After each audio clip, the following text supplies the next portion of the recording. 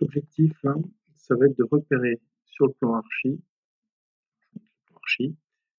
c'est pas tout à fait le même, ça dépend des groupes, le les différentes réservations qu'il va falloir mettre dans le plancher.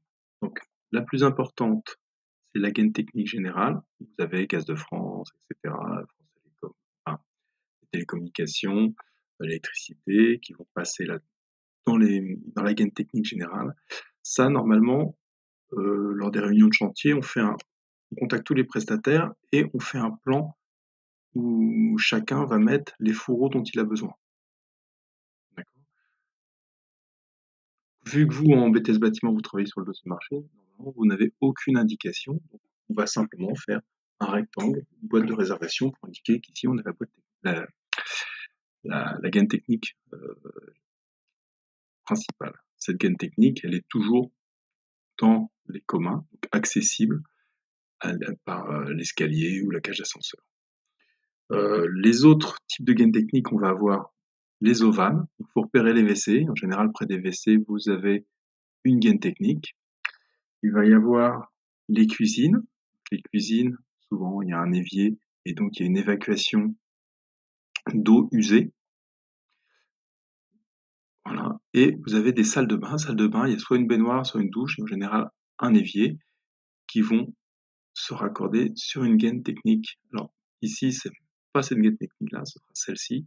Là, on voit qu'il y a un petit CH, ça, avec une sortie ventouse, c'est pour la chaudière. On a encore d'autres évacuations. On a des évacuations de VMC. Donc, on a des gros tuyaux qui vont descendre, qui vont permettre d'extraire l'air. Et puis, on a, vous voyez ici, EP, descente eau pluviale.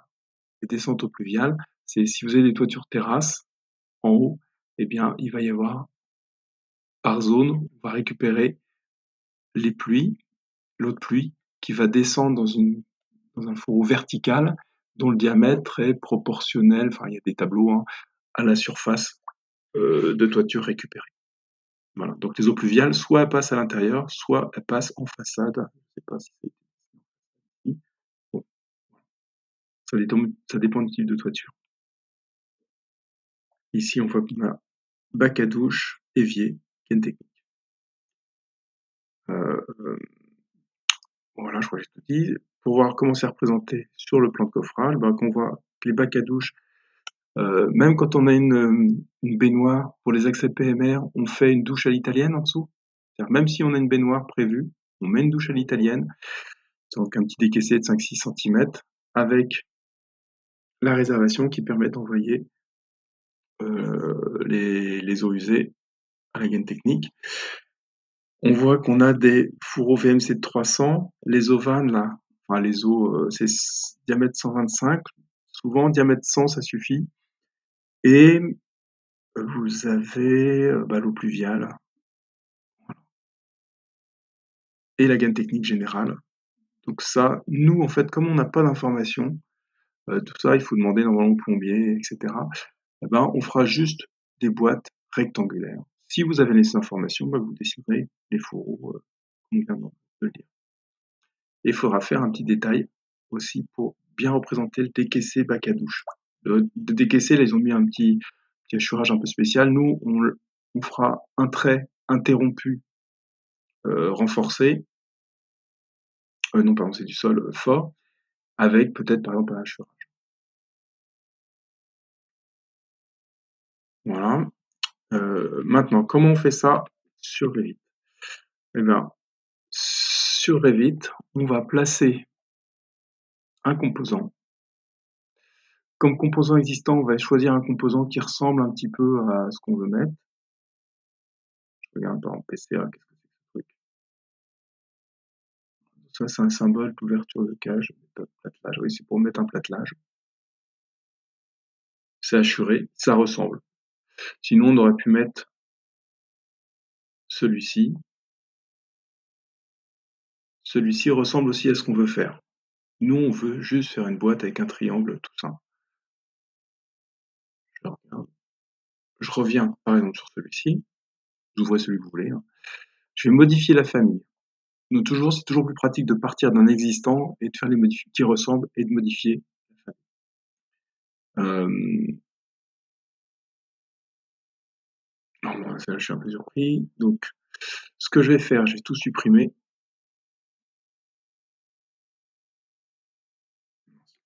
Tout supprimer sauf l'axe principal.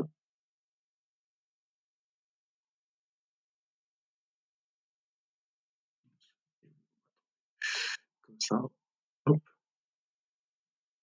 Et je laisse juste ça. Voilà. Je laisse juste les repères. Si vous n'avez pas ces repères principaux, les plans de repérage principaux, vous faites VV. Voilà. Vous pouvez faire afficher les plans de référence. Souvent, quand on ouvre une famille, elle est comme ça. On n'a pas les plans de repère de guidage. Donc, il faut les valider. Et pareil pour les cotes, de manière à ce qu'on puisse voir ce qu'on fait. Donc là, on va faire une boîte. Donc pour faire une boîte, je vais créer... alors, on regarde si je peux faire des plans RP. Donc, je vais faire des plans de repérage qui vont me servir de guide pour construire ma boîte.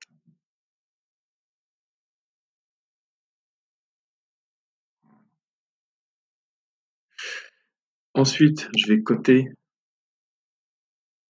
ces plans. Et sur la ligne de code, je vais cliquer sur équivalent pour que tout ça soit bien centré. Je fais pareil en sens vertical.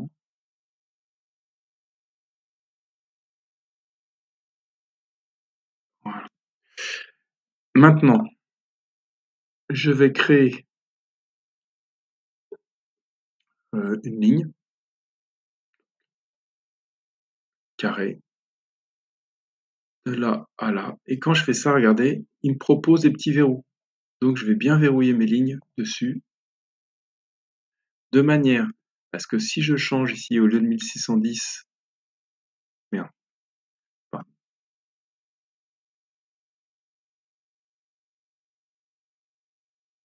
je tape par exemple 2000, ma boîte doit suivre.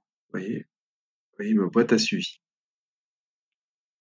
On s'accroche. C'est pour ça quand on fait une famille, quelle que soit la famille, on crée des plans de référence que l'on cote et on accroche tout le dessin sur le plan de référence.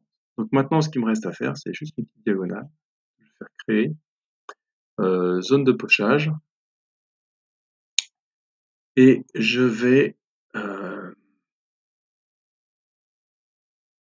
choisir des lignes ici.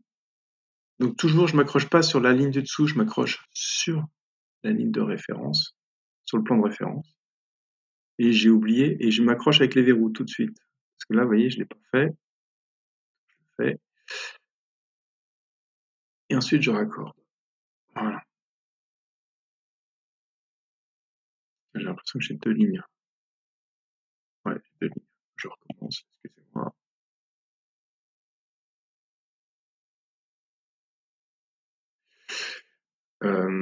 Attendez. Vous avez vu, quand je m'accroche, je recommence.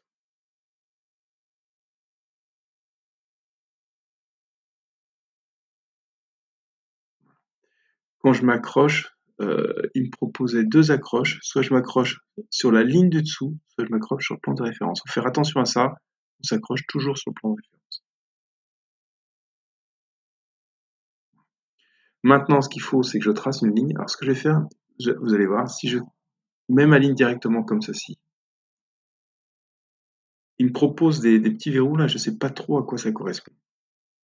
On va voir ça. Si je verrouille pas, regardez ce qui va se passer. Je valide. Là, il m'a fait une zone pleine. Si je verrouille pas, si je change, par exemple, ce repère là, si je mets 1400, est-ce que ma ligne... Ah, donc ça se passe bien. Ça a suivi. Tant mieux. Et si je mets là, si je tape 800, ça s'est bien passé. J'ai un peu de chance, c'est-à-dire qu'on voit que mon trait diagonal suit bien mes plans de repère, ça c'est bien construit. Si c'était pas le cas, il faudrait que je revienne sur ce trait-là et que je me débrouille pour bien fixer les verrous. Vous voyez là, il faudrait que je coche les verrous pour me dire qu'il est accroché à celui-ci, puis ensuite je m'accroche là pour me dire qu'il est accroché à celui-ci. Enfin bon, voilà. Là, ça s'est bien passé du premier coup, j'ai de la chance, je conserve. Maintenant, quand on fait une famille, on a un outil ici pour savoir ce que c'est comme type de famille. Donc là, on a juste le choix entre éléments de détail. Si je faisais une famille de type modèle générique métrique, j'aurais plein d'autres possibilités ici. Rotation avec le composant, partagé, avoir ses cantons de place, c'est pas la peine, on n'a rien besoin. Et ici, vous avez les différents paramètres. Donc vous avez un texte, vous pouvez mettre un texte par défaut, je sais pas, je vais mettre GT par exemple, quelle technique. La profondeur par défaut, on va mettre par exemple 20 par 20. Alors, vous avez vu, je mets 20 cm. En fait, par défaut, quand on ouvre une famille, elle est en millimètres. Décalage, j'en ai pas besoin, je le supprime. Voilà. Boîte vis-à-vis, ça, je supprime. Alors, à quoi ça correspond ces choses-là? Sommet de zone remplie par défaut, ça je supprime. Si on n'avait rien, regardez ce que je fais. Je vais supprimer ça aussi. Si on n'avait aucune cote, aucune donnée. Moi, ce que je veux, par exemple, c'est paramétrer ma boîte de manière à ce que je puisse saisir sa longueur et sa largeur. Je vais créer un paramètre. Je vais l'appeler porte longueur. Et ça va être, donc là, j'ai deux solutions. Soit c'est un paramètre de type, il faudra que je crée ici autant de boîtes qu'il faut, autant de types qu'il faut. Soit je dis que c'est un paramètre d'occurrence, et donc le paramètre d'occurrence, ça veut dire que les propriétés de la boîte seront définies dans les petites zones ici. Il faudra que je les remplisse bien à chaque fois. Je choisis cette option, et je tape par exemple 200. Je recrée une autre qui va s'appeler largeur, paramètre d'occurrence, je valide, et je mets 200. Le nom ici, vous voyez, je le modifie, et je l'appelle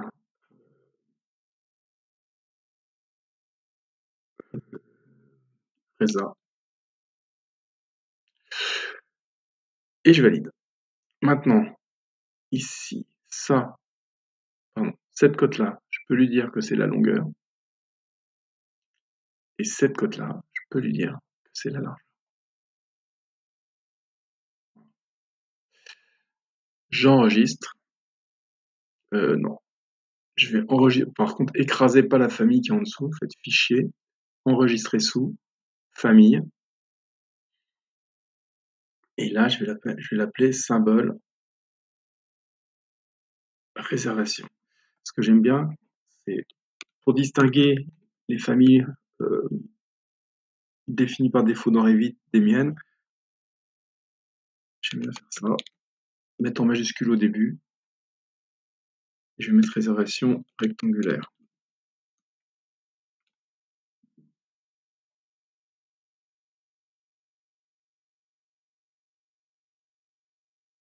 Je charge dans le projet.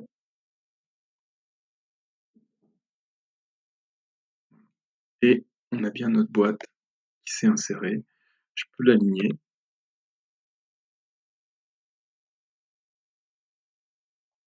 Voilà. Et cette boîte, je peux lui changer directement, vous voyez. La longueur, c'est un paramètre d'occurrence et pas un paramètre de type. Vous voyez. Là, j'ai une seule qui s'appelle Reza.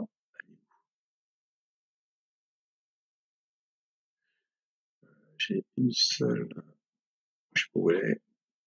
J'ai un seul symbole de réservation qui s'appelle Reza, réservation rectangulaire, et je modifie une par une la taille. Si je regarde, si j'avais cliqué tout à l'heure sur paramètres d'occurrence, paramètre de type, pardon, ce serait ici que je pourrais changer son paramètre. Vous voyez, donc par exemple, là, c'est un paramètre de type gain technique. Si je change ce texte-là, ça change le texte pour toutes. J'aurais pu faire afficher le texte gain technique ici. Voilà, donc ensuite, pour placer une réservation, Bah, faut regarder sur le plan archi où elle se trouve. Souvent, faites gaffe, il y a de l'isolant, donc elle n'est pas collée contre le mur. Elle sera à quelques centimètres du mur. Et pour bien la référencer, il faut mettre une cote comme ceci et une cote comme ceci. Il faut 4 cotes en tout pour pouvoir placer correctement la boîte. Si vous voulez, alors je vais mettre si je veux la retrouver, c'est CTRL F symbole, où je vais dans Annoter, composants de détail, et là vous allez chercher réserve, voilà, elle apparaît ici. Si je voulais faire une réservation ronde, bah, je clique dessus, je vais faire modifier la famille, et je reste comme ceci. Pardon. J'enlève tout ça, et je l'enregistre sous un autre nom tout de suite, avant d'enregistrer pour pas faire de bêtises. Et là, au lieu de rectangulaire, j'avais mis un S, j'avais fait une faute d'orthographe, je vais mettre circulaire, cylindrique.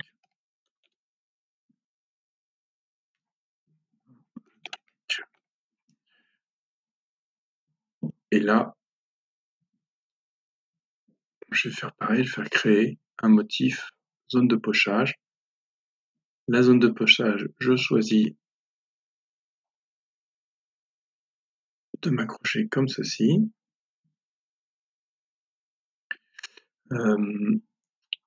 Ça, ensuite, on va le mettre. C'est un arc de cercle qu'il faut que je fasse. C'est ça. C'est celui-ci.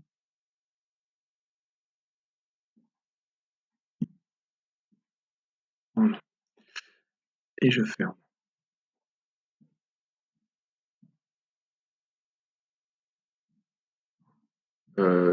Ça, au niveau des paramètres, c'est plus longueur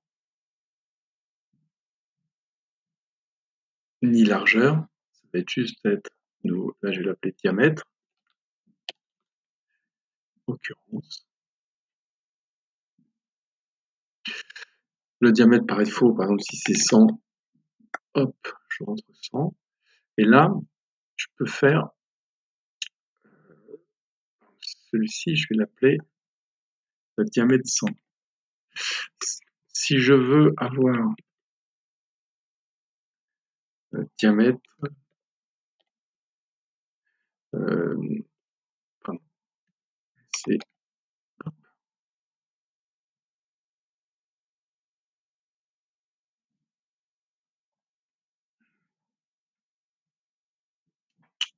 symbole diamètre, je me souviens plus, c'est Alt quelque chose, Alt 0,6, voilà.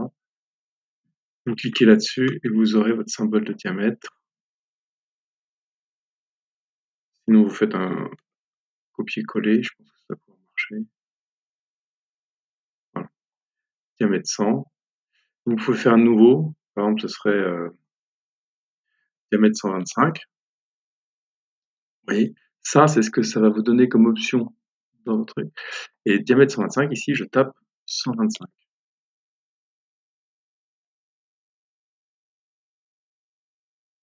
Voilà.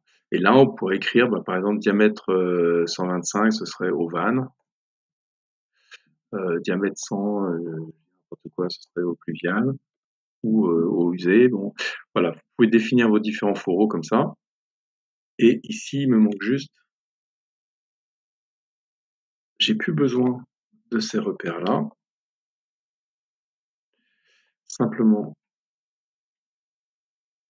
ici, je vais faire cotage de diamètre, cotation de diamètre, et cette cotation, je vais lui dire que c'est mon diamètre.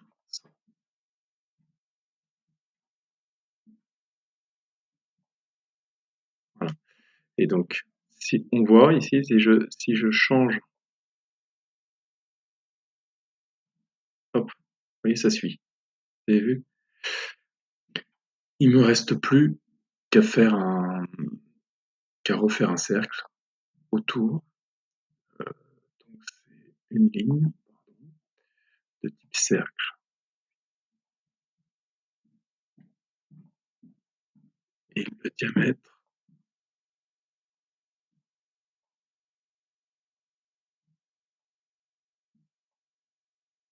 je lui dis que c'est mon diamètre. Donc là, toujours pareil, je vérifie. Alors, je vais peut-être le mettre plus loin, celui-là.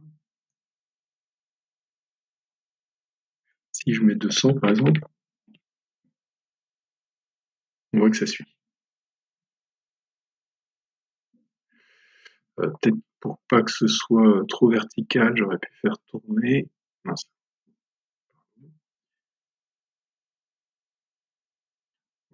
Je vais prendre ça. Je vais mettre mon centre. Ça m'ennuie.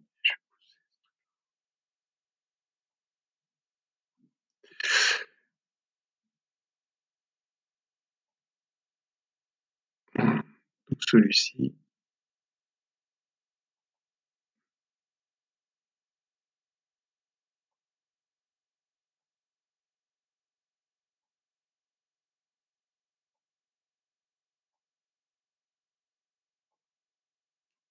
je me le suis mis un petit peu en biais. C'est bien, je charge. Oui.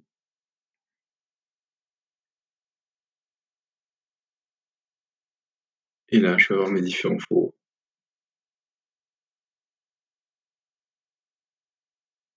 Et ce qu'on a défini tout à l'heure, vous voyez, c'est ma famille. Alors, allez.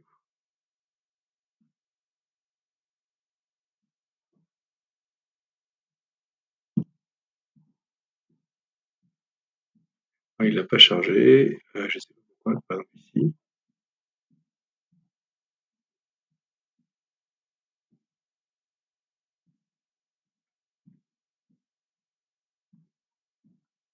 Bon, il l'a pas chargé dans le menu, mais il est là. Hein. Si je l'ai là, si je fais symbole,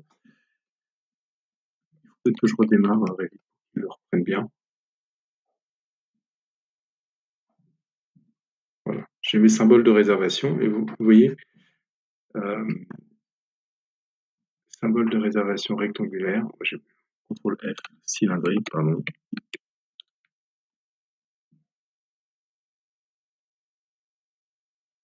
Comment il s'appelle? Je ne le trouve pas. Symbole réservation cylindrique.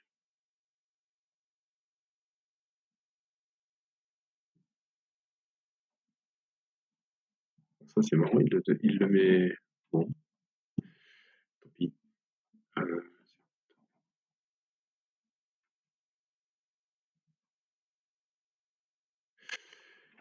je sais pas, je ne retrouve pas dans la famille, donc peu importe. Mais donc ici, on peut choisir du diamètre 100, du diamètre 200, etc. Et quand je fais ça, modifier type, voilà, je peux choisir les éléments qu'on a fait se retrouvent. Et comme c'était les petites annotations que j'ai créées en définissant le diamètre par défaut, ben, on le retrouve ici. Voilà. Donc maintenant, le but du jeu, c'est de créer ces fourreaux et de la même manière faire un petit de symboliser avec un système de hachures et de traits interrompus renforcés les bacs à touches.